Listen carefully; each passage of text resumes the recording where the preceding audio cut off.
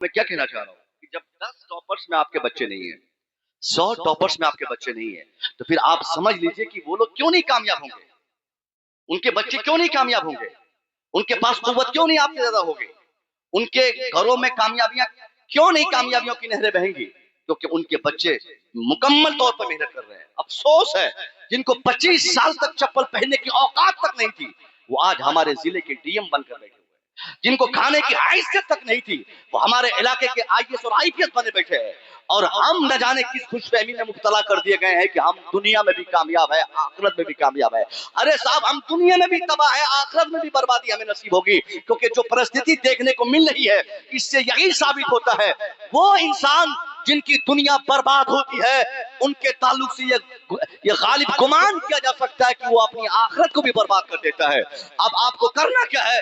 آپ کو اپنی دنیا بھی بنانی ہے، آخرت بھی تباہی سے بچانی ہے، اور ان دونوں جہاں کی بربادی سے آپ کو بچانے کے لیے، خود کو بچانے کے لیے آپ کے لیے تعلیم ضروری۔ اگر تعلیم نہیں ہوگی تو حیا کا درس کہاں سے آپ لیں گے؟ تعلیم نہیں ہوگی، ایجوکیشن نہیں لائیں گے تو بچوں کو سماج میں رہنے کا سلیقہ کہاں سے آئے گا؟ تعلیم نہیں لائیں گے، چھوٹے چھوٹے بچوں کو ماں باپ کی خدمت کے ذوق اور شوق ان کے دل و دماغ میں کہاں سے پیدا ہوگے؟ یہی تعلیم اللہ کی معرفت کے نور کی حصول یابی کا راستہ بتاتی ہے، یہی تعلیم نماز کو صحیح طریقے سے ادا کرنے کا ڈھنگ سکھاتی ہے، یہی تعلیم اللہ کے فرمودہ پر عمل، اللہ کے فرامین پر عمل کرنے کا شوق دلاتا ہے، یہی تعلیم کی بنیاد پر ہمارے اندر یہ ساری چیزیں آتی ہے کہ میرے رب نے یہ کہا، رب نے یہ کہا، رب نے وہ کہا، یعنی ہم پڑھے لکھے رہیں گے تو سمجھیں گے۔ تعلیم اس لیے بھی ضروری ہے تاکہ زمین لی جائے، تعلیم اس لیے بھی ضروری ہے تاکہ مکان لیا جائے، تعلیم اس لیے بھی ضروری ہے تاکہ پیسے کمائے جائے،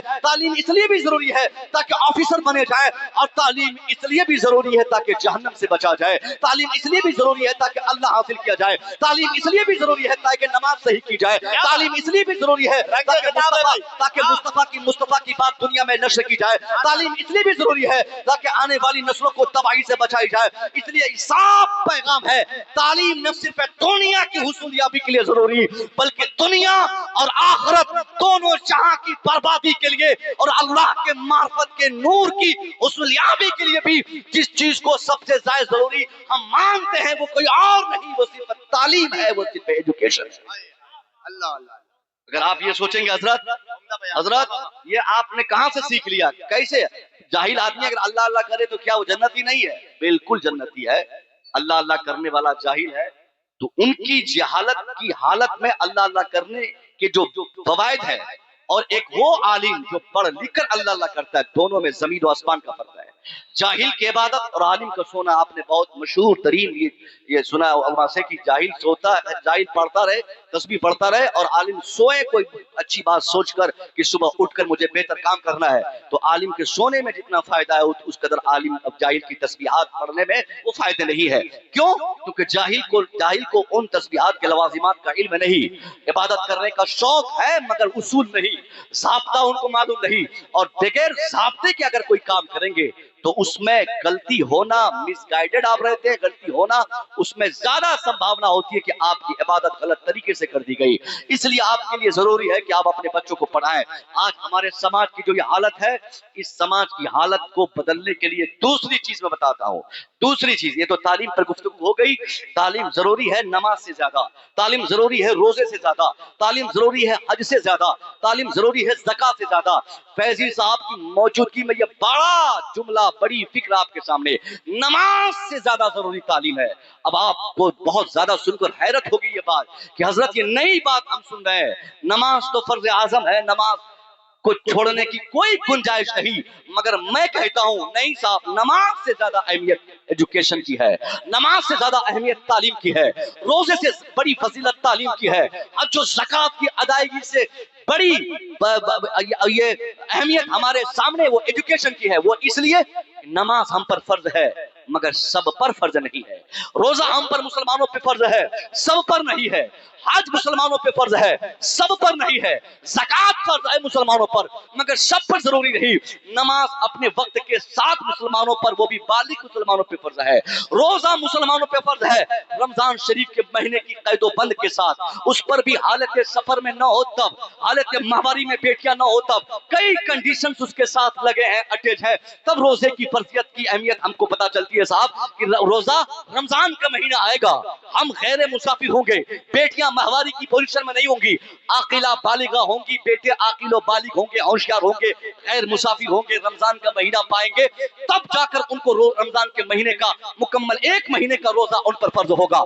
آج جو فرض ہم سمجھتے ہیں اس کے لیے بھی کیپیبلٹی کی شرط ہے، سب پر حج فرض نہیں، صاحب دولت پر حج فرض ہے، جو سفر کر سکتا ہے اس پر حج فرض ہے، زکات بھی مال والوں پہ فرض ہے. تو اب آپ مجھ سے سنیے، اسلام کی جو یہ بنیادی چار چیزیں، نماز، روزہ، حج اور زکات، جو چار کھمبے کہے جاتے ہیں کہ ایمان انہی چار کھمبوں پہ کھڑا رہتا ہے. اسلام کی بنیاد ان چار چیزوں پر ایمان کے بعد مصطفیٰ کریم نے سمجھائی ہے. اب مجھ سے سنیے، اب نماز سے بڑی چیز ایجوکیشن، روزے سے بڑی چیز تعلیم، حج سے بڑی چیز تعلیم، زکات سے بڑی چیز تعلیم. تو اب آپ کہیے گا حضرت جواب تو دیجیے.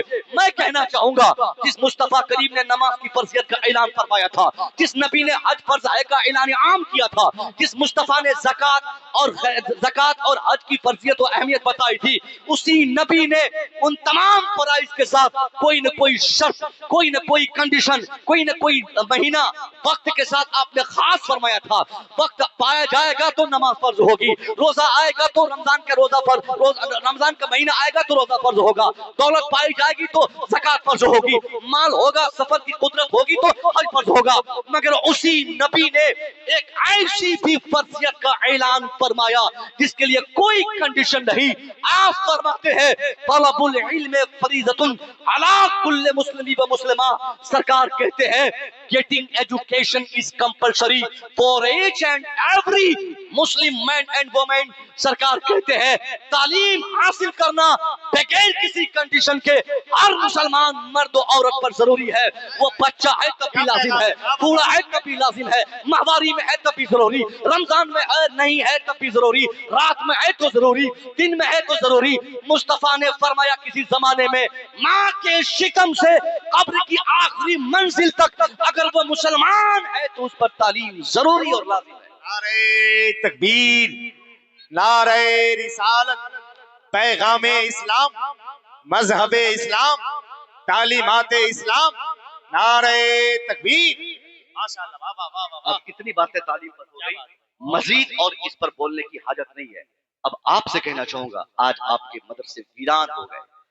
آج مدرسوں کی جو صورتحال اس وقت ہندوستان میں ہے، پوری فروری ہم لوگ کی بیتی جا رہی ہے. جنوری سے شروع ہم لوگ نے دستار بندی کے جلسے دیکھے، کہیں 3 کہیں 4 بچے.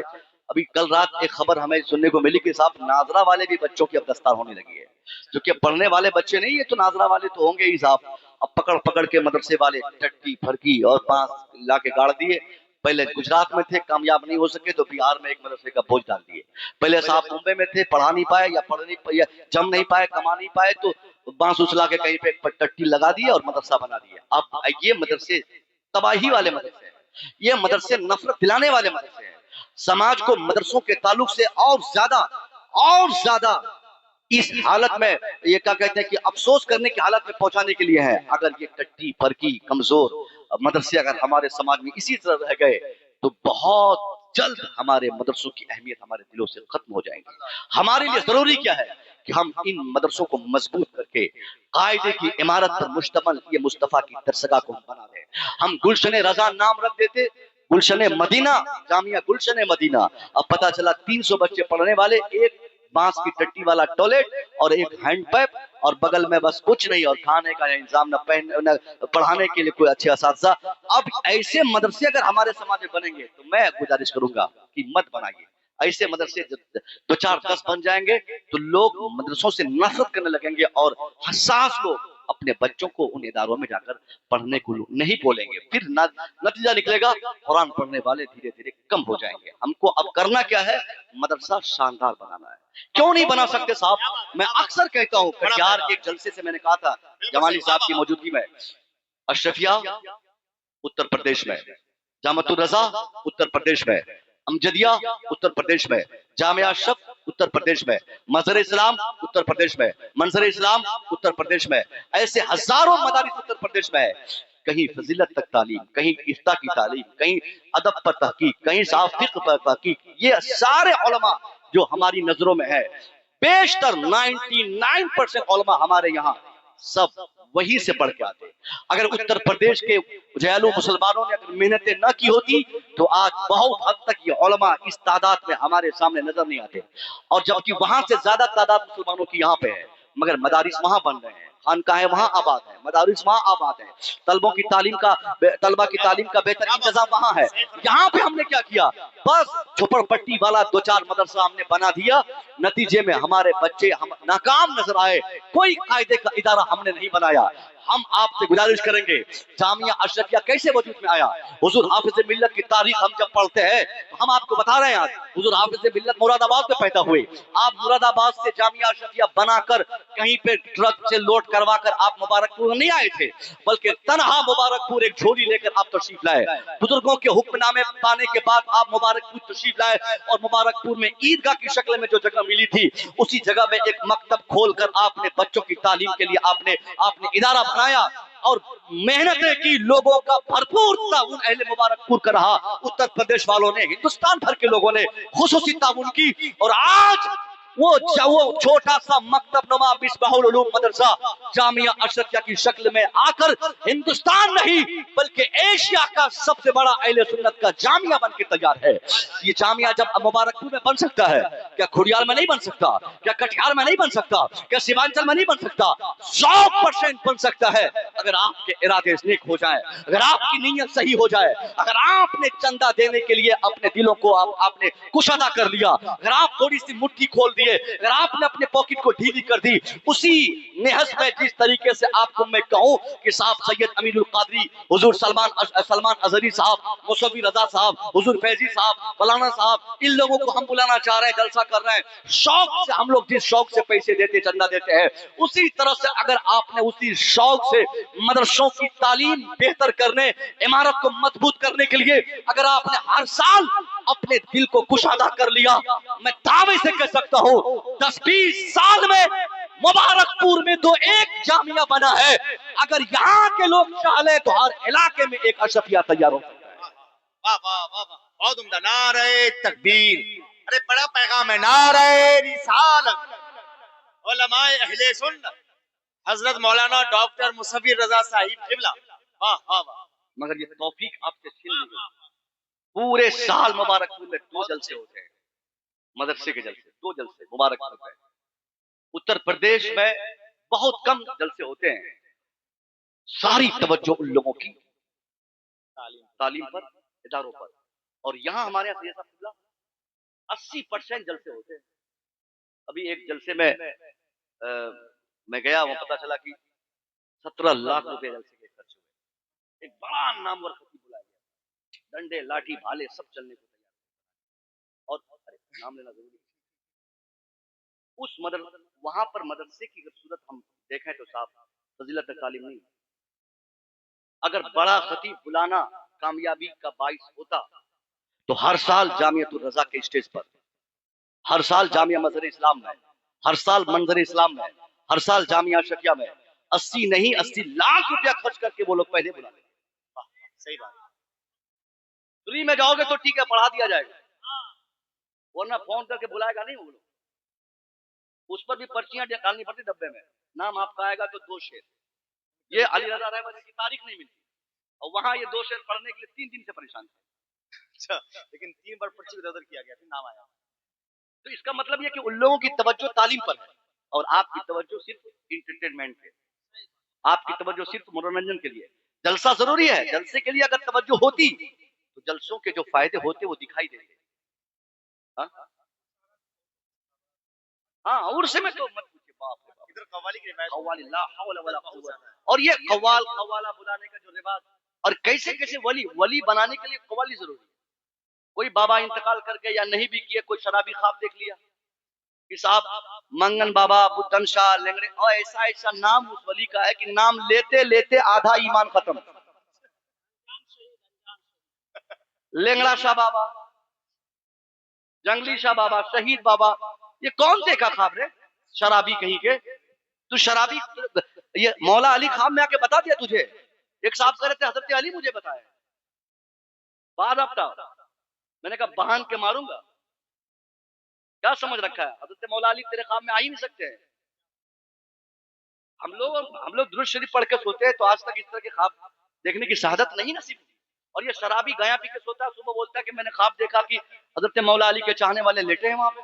सही कह रहे, वाह वाह वाह वाह, अरे वाह वाह वाह, हिम्मत और अब जुर्रत ये तो मकारी इसकी शुरू कहाँ होती है? अभी वाह। मिसाल ऐलान किया कि यहाँ पे लेटे हैं बाबा, 40 साल से लेटे हुए हैं। उसके बाद क्या किया कि कोई ईना को, कभी टीना को, कभी रवीना को दावत दे दिया, तबला डबला लेके कवाली का ऐलान कर दिया। अब 1 साल सिर्फ उर्स हो जाए, 1 साल उर्स हो जाए, भीड़ लग जाए, उसके बाद विलायत की मोहर लग जाती है। अभी 10 फरवरी को कहीं करीब हम जलसे में आए थे, बहुत बड़ी कव्वाली की महफिल, लोगों ने मर्दों में मुकाबला किया। 10 फरवरी सालमारी के। और एक बात सुनिए, इतनी भी गैरत आपकी मर चुकी है क्या? हम जिस इस्लाम के मानने वाले हैं, उस इस्लाम में हमारी बेटियों के लिए कुरान जोर से पढ़ना, इतनी जोर से कि गैरों तक आवाज पहुंच जाए, हराम है जी, क्या इस्लाम के पहलू में? वाह वाह, ये बेटियां अगर कुरान पढ़े कस कस के, कुरान पढ़े, जिस कुरान को पढ़ने के एक हुर्फ पे 10 नेकियां हैं, अगर जोर से पढ़े तो नेकियां तो छोड़ो साहब, गुनाहगार हो जाएंगे बेटियां हमारी, क्योंकि रास्ते से गुजरने वाले लोग इनकी आवाज सुनकर इनकी तरफ मशहूर हो जाएंगे। इसलिए मना किया गया है कि हमारी बेटियां जोर से ना ये कुरान शरीफ ना पढ़े। जब कुरान शरीफ पढ़ना इनके लिए बुलंद आवाज से हराम है, तो ये डबला वाली को बुलाना कैसे जायज हो सकता है? ये डबला वाली को सुनना कैसे जायज हो सकता है? और ये सब लोग आते हैं और कव्वाली को जायज करके उस उर्स का ऐलान करके फिर हर साल अब बचने के लिए क्या करते हैं? जमाली साहब का दामन पकड़ते हैं, कहते हैं हजरत पहली शाम को महफिल, दूसरी शाम को कव्वाली। अब जमाली साहब मुसव्विर साहब को फोन किए, उधर से अली भाई को ले लिए। अब हम लोगों को भी जरूरत रहती है साहब, अगर नहीं चाहेंगे तो ये लोग दोनों रात कव्वाली करेंगे। सही है, यही हकीकत है, सही है सही है। अरे कम से कम इतनी तो गैरत जिंदा हो कि आज रात अगर महफिल लगा दिए तो कम से कम महफिल के जो पैगामात थे, अब हम लोग जाके कैसे बोल सकते हैं कि भाई कल कव्वाली मत करना? अगर बोल भी देंगे तब भी उस पर कोई असर नहीं पड़ने वाला। आप तौबा कीजिए, तौबा कीजिए आप इसी महफिल में कि आज के बाद न किसी आबा को, न किसी बाबा को, न किसी डाबा को कोई कव्वाली कव्वाला के नाम पर अगर पैसा मांगने आए तो पैसा न देना तो यकीनी है ही, साथ में बांध कर कम से कम 3 दिन उसकी पिटाई जरूर करेंगे। नमाज नहीं कव्वाली पे तवज्जो, रोजा नहीं कव्वाली पे तवज्जो। और वो कव्वाली में ऐसा माहौल हमारे यहाँ क्रिएट होता कि सुबह होकर पता चलता कि 5 बेटियां, 2 बेटे, 10 बच्चे, इनका नंबर, उनका नंबर, ये सब खुराफात की जड़ वही है कि भीड़ भाड़ लगाना। इसलिए अल्लाह के वास्ते आप तौबा कीजिए, आपके लिए आपका ईमान सबसे ज्यादा इंपॉर्टेंट है, और ईमान बचा रहेगा, आप गरीब भी रहेंगे तो आप दुनिया और आखिरत दोनों जगह के लिए कामयाब है। ये कमजोर ईमान की कमजोरी की अलामत है कि आपकी तवज्जो। और आप मेरी बेटी सुन लो, किसी भी कव्वाली की महफिल में हराम समझो, कव्वाली ही नहीं, इस तरह जलसे में जिस तरह आज आप बैठी हो, जिस तरह मेरे सामने आप बैठी हो, अगर शरई नुक्ते नजर से मुसव्विर को बोलने का हक हासिल है, मैं आपका खातिम हूं, ये भी तरीका गलत है, ये भी तरीका गलत है। हम इस्लाम के मानने वाले हैं, हमको तुमको देखना, तुमको मुझे देखना, दोनों तरफ से आ रहा है, बिल्कुल। इसलिए आपके लिए पर्दा जरूरी है। ये इस्लाम के मानने वाले, इस्लाम हमें आजाद नहीं छोड़ा है, इस्लाम एक महसूस एक दायरे में हमें आजाद किया है, उस दायरे में रहकर हम आजादी का मजा लें। इसलिए अल्लाह के वास्ते इन खुराफात से बचने की जितनी मुहिम आपको चलानी आप चलाएं। क्यों नहीं कर पाएंगे? 10 लोग जवान तैयार, नौजवान अपने गांव में तैयार हो जाए, हर गांव में एक तहरीक बना ले, एक तंजीम बना ले कि हम गांव के हर बच्चे को खुराफात से रोकने की कोशिश करेंगे, शराब पीने वाले बच्चे को शराब से रोकेंगे, खुराफात करने वाले को खुराफात से रोकेंगे। 10 लोग जब मजबूती के साथ तंजीम बनाएंगे तो 10 लाठी उनके पास होगी, और जिस तरफ 10 की लाठी होगी, 50 घंटे उलमा की तकरीर का भी जो असर नहीं पड़ने वाला, वो सिर्फ एक तंजीम आप बनाकर इस्लाह मुआशरा तंजीम का नाम देकर आप समाज को डरा दीजिए, गांव के 80% खुराफात ऐसे ही खत्म हो जाएंगे। क्या बात, वाह वाह वाह, हम तकरीर करें ना करें, आपको काम करना है। बहुत अच्छे, वरना कल मैदान महशर में अल्लाह आपसे पूछेगा, बहैसियत मुसलमान हर एक की जिम्मेदारी है کہ وہ اپنی ذمہ داری کو نبھاتے ہوئے جہاں جہاں غلطی دیکھے، نبی نے کیا ذہن دیا؟ من را منکم منکرا فلیغیرہ بیدی. anyone who sees any types of disease in your society، تیرے سماج کا کوئی ویکتی اپنے سماج میں جب بھی کوئی خرافات ہوتا دیکھے، خلاف شرع کوئی کام ہوتا ہوا دیکھے، بحیثیت مسلمان اس کی ذمہ داری یہ ہے، نبی فرماتے ہیں he must change the evil by the power of his hand. سرکار نے فرمایا کہ بحیثیت مسلمان ان کو چاہیے کہ اس برائی کے خاتمے کے لیے اپنے ہاتھ کی طاقت کا استعمال کرے. ہاتھ کی طاقت مطلب ڈنڈا اٹھاؤ، نوجوانوں ڈنڈے اٹھاؤ. اب یہ قوم سدھرنے والی نہیں. اب جمعہ کی تقریر کا ان پر کوئی اثر نہیں پڑنے والا. اب خطاب جامعہ اصلاح معاشرہ سے ہو جائے، کوئی اثر نہیں پڑنے والا. 25 سال کی تقریر کا اثر دیکھ چکے ہم لوگ.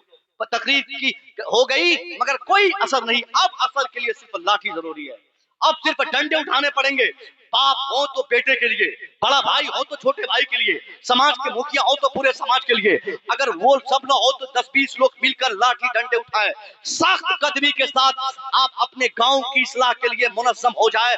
خدا کی قسم، آپ مصطفیٰ کی ایک بھی سنت کو اگر آپ زندہ کریں گے، اللہ کے رسول کا وعدہ ہے کہ اللہ تو شہیدوں کا ثواب آپ کو عطا فرمائے گا. سبحان اللہ. توفیق چھین لی گئی. بولیے انشاءاللہ کریں گے، انشاءاللہ انشاءاللہ. انشاءاللہ کریں گے. اور جلسے میں خاص طور پہ بچیوں کو، بیٹیوں کی آمد کا ایک ضابطہ ہو، اصول ہو. قاری صاحب، ہم لوگوں نے کئی میٹنگ میں، کئی جگہ تقریر میں بتا ہی نہیں سکتے ہیں. کچھ لوگ کہتے ہیں سیمانچل میٹنگ کا فائدہ کیا ہو؟ اب کیا کریں گے؟ ہم ہی سب کو ڈنڈا پکڑا رہے ہیں کہ جہاں آپ ڈنڈے میں دیکھیں لاٹھی چلا رہے ہیں. ہم لوگ مولوی صاحب ہیں، بہت مشکل سے تو نذرانے مل پاتے ہیں، وقت میں کھانا نہیں مل پاتا ہے، اور لاٹھی اٹھا لیں گے تو لوگ ہم ہی لوگ کو بائیکاٹ کرتے ہیں. جلسے پڑھنے والے بہت ہیں، بہت جلسے پڑھنے والے. اگر ایک بھی جلسہ کسی عالم کی سختی کی بنیاد پر اگر کینسل ہوا ہو تو آپ مجھے بتائیے. نہیں ہوتا نا، ایسا ہوتا ہی نہیں ہے. ہم سختی کریں گے، ہم کو چھڑ دیں گے، بہت آ جائیں گے ہماری طرف. تو ہمارے لیے دورندیشی یہی ہے کہ ہم ایسی کوشش کریں کہ ہم اس میں شامل رہیں، ہم وہاں بطور خاص موجود رہے، تاکہ جو آنے والے وقت میں جو برائیاں 100% ہوتی، کم سے کم ہمارے وجود کی بنیاد پر اس میں کچھ کمی تو آئے. لیکن ایسا نہیں ہے.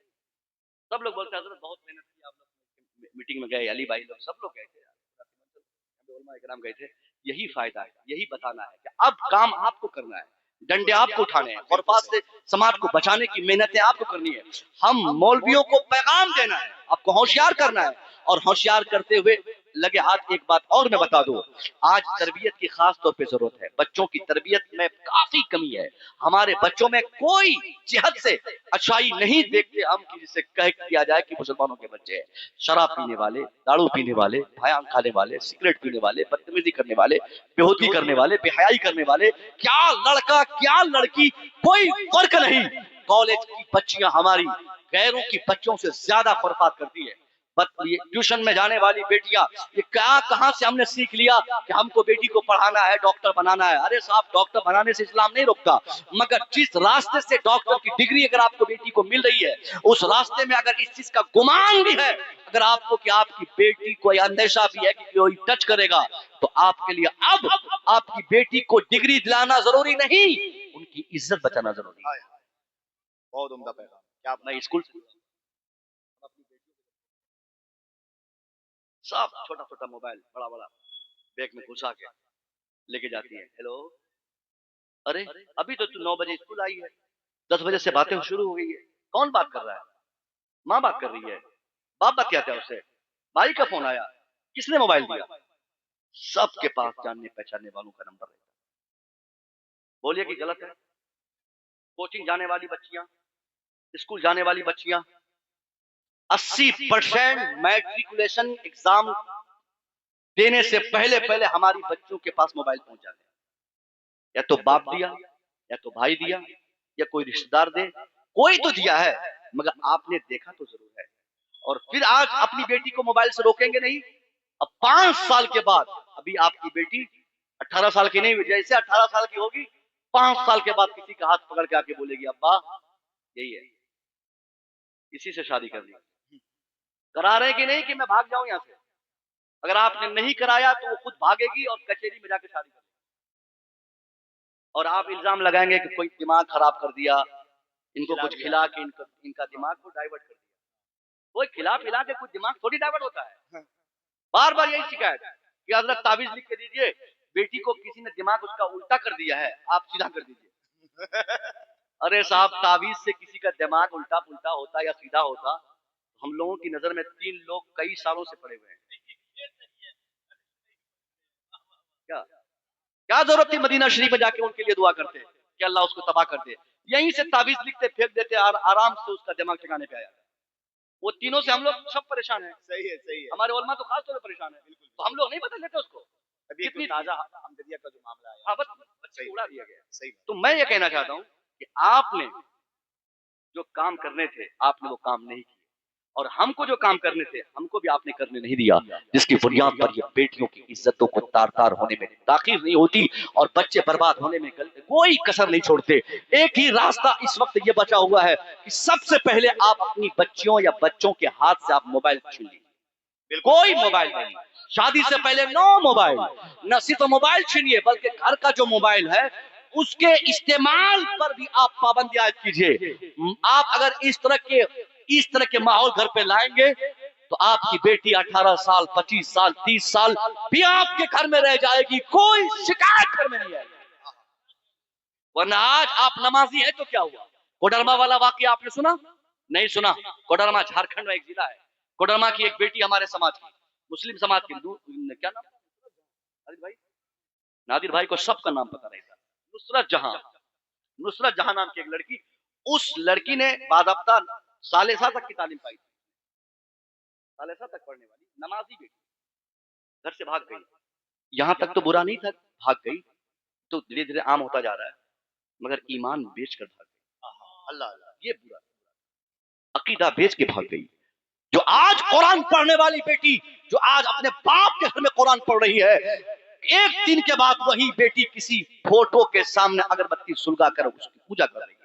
اللہ کی قسم، یہ کتنی افسوسناک خبر ہے جو میں آپ کو بتا رہا ہوں کہ ہم کہاں کیا کر رہے ہیں۔ جب میڈیا والوں نے ان کی گھر کی تلاشی لی اور اس کے بعد ان کے والد محترم سے پوچھ تاچھ کی، اس کے بعد جو خبر سامنے آئی وہ بہت زیادہ حیرت میں ڈالنے کی خبر تھی۔ اس کا باپ کہتا ہے جناب والا میرے گھر میں قرآن رکھا ہے، یہ بیٹی کا حجرہ اس کی تصویر رکھی ہے، یہ بیٹی کا مسلح اسی پہ نماز پڑھتی تھی، میری بیٹی صرف 5 ٹائم نماز اکیلے نہیں پڑھتی، محلے بھی نماز کی تبلیغ کرتی، محلے کی لڑکیوں اور عورتوں سے نماز پڑھنے کو کہتی، مگر نہ جانے کس وجہ سے میری بیٹی کیسے کیا کی اور یہ حادثہ ہو گیا۔ جب میڈیا والوں نے تلاشی لی تو پتا چلا اس کی بیٹی کے روم میں کہیں چھپا ہوا ایک موبائل اینڈرائیڈ موبائل تھا، اور اس موبائل میں ایک ایسی اپلیکیشن انسٹال تھی جس کی وجہ سے وہ کسی غیر کے ٹچ میں رہتا، نماز تو پڑھتی تھی مگر گھر میں رہ کر کسی غیر سے کنیکٹڈ رہتی، نماز پڑھتی تھی غیر کے تعلقات میں رہتی۔ نتیجہ کیا نکلا؟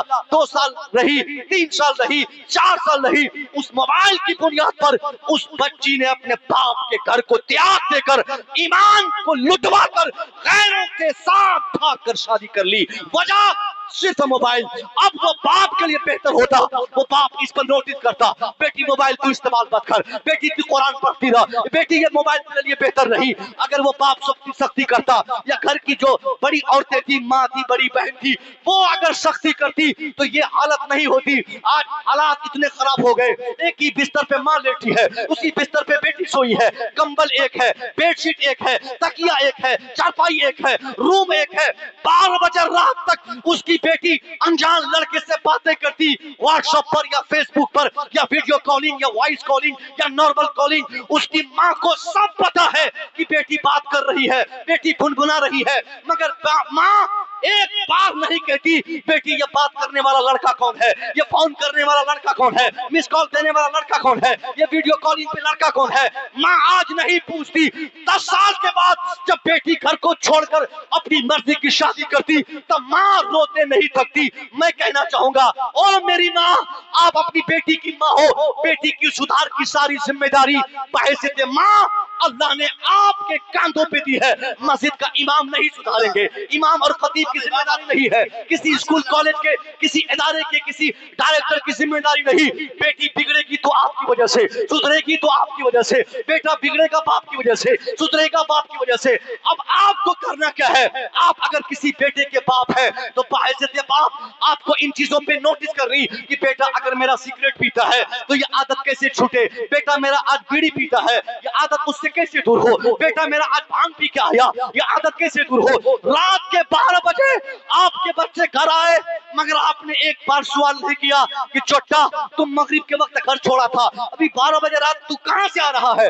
पहली गलती पर अगर आपने सजा दी होती, अगर बेटा सिगरेट पी के आए और फौरन आप उसे मारने लगे तो ये पीटना, ये मारना, ये बहुत बड़ा मौसर कदम आपके लिए होगा। इस्लाम इसी सख्त कदमी की पेशकदमी करता है। इस्लाम कहता है बेटा गलती करे या बेटी गलती करे, पहली गलती माफी के लिए नहीं।